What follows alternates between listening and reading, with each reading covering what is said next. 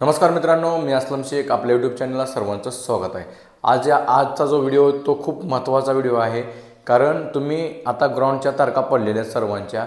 तर ग्राउंडला जाताना आपल्याकडे कोणती डॉक्युमेंट असणं गरजेचं आहे।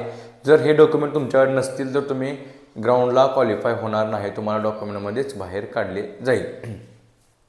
तर मित्रांनो, सर्वात प्रथम तर महत्त्वाचा आहे तो म्हणजे तुम्ही पोलीस भरतीला फॉर्म भरताना जो ईमेल आय डी आणि पासवर्ड आहे तो असणं व्यवस्थित गरजेचं आहे, कारण त्याच ईमेल आय डी आणि पासवर्डवरून तुमचं हॉल तिकीट निघत असतं, ज्याचं तुम्हाला पोलीस भरतीला जाण्यासाठी मेन हुकूम काय म्हटलं जातं त्याला, की हॉल तिकीट जे आपल्याला काढायचं आहे ते तुमच्या ईमेल आय डी आणि पासवर्डनं निघत असतं। त्यामुळे ईमेल आय डी आणि पासवर्ड व्यवस्थित असणं गरजेचं आहे।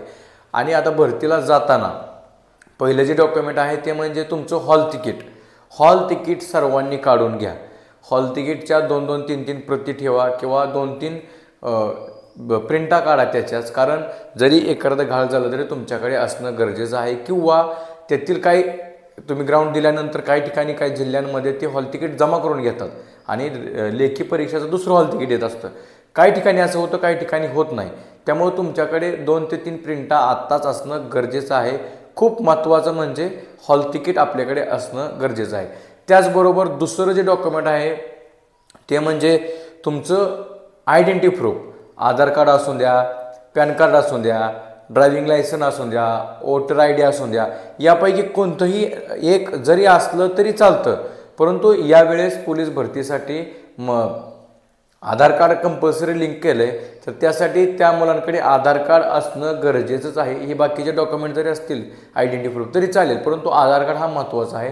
त्यामुळे भरतीला जाताना आधार कार्ड सगळ्यांनी घेऊनच जायचं आहे। त्यानंतर पुढचं जे आहेत आपल्याला आयडेंटिटी साईजचे 20-30 फोटो सर्वांनी जवळ ठेवायचे आहेत, कारण तुम्हाला प्रत्येक ठिकाणी ते फोटो लावावं लागतात। फोटोची गरज भासते आणि तुम्ही ग्राउंडला गेल्यानंतर तिथं तुमची धावपळ होते, धावपळ झाल्यामुळे आपल्या ग्राउंडवरनं कॉन्सन्ट्रेशन तुटतं। त्यामुळं जातानाच आयडेंटिटी प्रूफ साईजचे फोटो पण घेऊन जाणं गरजेचं आहे। 50-50 एकदाच काढून ठेवा, सारखं काढायची गरज भासणार नाही तुम्हाला। आता पुढचं जे डॉक्युमेंट आहे ते आपण या व्हिडिओमध्ये जर सांगितलेलं आहे की 10वी-12वी मार्कलिस्ट, बोर्ड सर्टिफिकेट, डोमासाईल, त्यानंतर कास्ट सर्टिफिकेट, नॉन क्रिमिनल, हे जे काय आहेत हे सर्व आपण सर्वांकडे आहेत, फॉर्म भरताना ते सर्वांनी लावलेले आहेत। आता काय मुलांचा असा प्रश्न येतो आहे की सर आम्हाला शाळा सोडलेला दाखला आमच्याकडे नाही, बोनाफाईड असेल तर चालतो का? चालतो मित्रांनो, ज्या मुलाकडे बोनाफाईड असेल अगोदर काढलेला तरी चालेल, ज्याकडे नसेल आता त्याने लगेच आपल्या शाळेमध्ये, ज्या शाळेमध्ये दाखला आहे, कॉलेजमध्ये दाखला आहे, तिथं जाऊन ते आपलं बोर्ड सर्टिफिकेट काढून घ्या। आणि ज्या मुलांनी शाळा सोडून दिलेली आहे त्याच्याकडे डायरेक्ट दाखलाच असेल तो पण असणं गरजेचं आहे मित्रांनो। तर हे सर्व डॉक्युमेंट तुमच्याकडे असणं 100% गरजेचं आहे। आणि हा आता एक लास्टचा जो मुद्दा आहे तो म्हणजे काय मुलांच्या काय प्रॉब्लेम झालेत की नावामध्ये, जन्मतारखेमध्ये, वडिलाच्या नावामध्ये काय मिस्टेक झालेले आहेत किंवा जन्मतारखेमध्ये मिस्टेक झालेले आहेत। तर बरेच मुलं फोन करतात की सर माझी जन्मतारीख 22/2/2001 आहे का 22/2/1995 आहे, तर तिथं अशी आली की 1/1/2001 अशी जन्मतारीख आली, तर काही वेळेस स्पेलिंग मिस्टेक झालेली आहे त्या फॉर्म भरताना। तर तुम्ही काही घाबरून जायचं नाही। त्यामुळं तुमच्याकडे तुमचा आधार कार्ड आहे, पॅन कार्ड आहे, शाळेचा दाखला आहे, बोर्ड सर्टिफिकेट आहे, त्याच्यावर तुमच्या जन्मतारखा आहेत। त्यामुळे ती जन्मतारीख काय चुकली असेल फॉर्मवर भरताना ते काय घाबरण्यासारखं नाही। परंतु काही मुलांचं डायरेक्ट बोर्ड सर्टिफिकेटवरती नाव चुकलेलं आहे, मग त्यांनी गॅजेट करून घेतलेलं असतं, किंवा जातीचा दाखला, नॉन क्रिमिनल, डोमासाईल यावर काही स्पेलिंग मिस्टेक झालेलं आहे। स्पेलिंग मिस्टेक म्हणजे काय होतं आहे, समीर असं जर नाव असेल तर काही ठिकाणी SAMI असं येतं, काही ठिकाणी SMEE असं असतं। त्यामुळे पहिली वेलंटी दुसरी वेलंटी एवढाच फरक होत असतो। तर अशा फक्त बारीक चिरीक त्या मुलांच्या चुका असतात, ते मग मुलं घाबरून जात आहेत।